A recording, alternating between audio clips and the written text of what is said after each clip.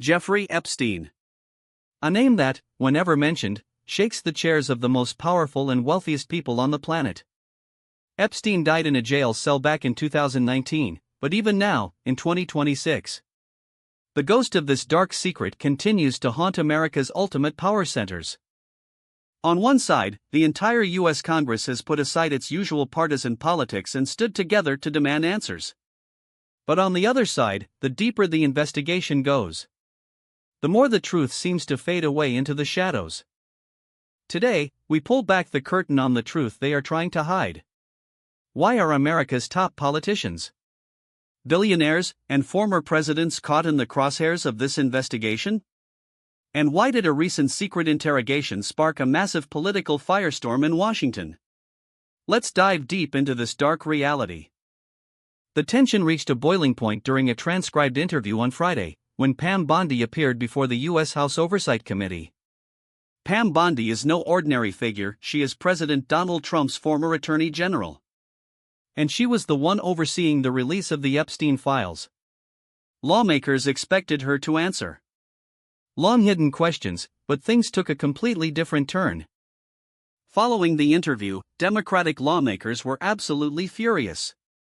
They accused Pam Bondi of actively protecting the Trump administration and flatly refusing to answer questions regarding Republican President Donald Trump's potential involvement. Furthermore, Democrats slammed committee chairman James Comer, claiming he deliberately allowed administration officials to dodge tough questions. Several of Epstein's survivors traveled all the way to Washington, D.C. just to witness this interrogation. For them, it was a massive blow. They point out that the Justice Department's chaotic release of the files ended up leaking victims' nude photos and personal data, only adding to their trauma. Survivor Annie Farmer stated, "The government's refusal to acknowledge the failures that were there have led to so much harm. Without acknowledgement, it's really hard to move forward." Now for the biggest question: who exactly is trapped in the net of this investigation? You might be shocked to learn that this probe crosses all political lines. Among the high-profile individuals interviewed by the committee so far are former Democratic President Bill Clinton and former Secretary of State Hillary Clinton. And it doesn't stop with the Clintons. Trump's Commerce Secretary Howard Lutnick, Epstein's longtime legal counsel Darren Indike, and his accountant Richard Kahn have all faced hours of intense questioning. But the ironic part? Every single one of these powerful elites shares the exact same story, claiming they had absolutely no idea about Epstein's horrific operations or his abuse of underage girls. However, this investigation has triggered some massive fallout. At least 8 prominent American academic and business leaders have been forced out of power. This includes former Treasury Secretary Larry Summers, who was forced to stop teaching at Harvard University, and Cathy Ruemmler, who lost her post as chief legal officer at Goldman Sachs. Even Bank of America had to pay multi-million-dollar settlements to the survivors. This exposes a massive double standard. Jeffrey Epstein's network wasn't just limited to America. It spanned the entire globe. Yet, when it comes to true justice, there is a night and day difference between the US and Europe. In Europe, senior government officials in the UK, Sweden, Norway, and Slovakia were all forced to step down over their ties to Epstein. In Europe, even a royal figure like Prince Andrew was stripped of his status. Yet in America, the Department of Justice is sitting on millions of files, refusing to make them public. Commenting on this, Democratic Representative Melanie Stansbury stated sharply, "A prince has been taken down. And here in the United States, our Department of Justice is refusing to act.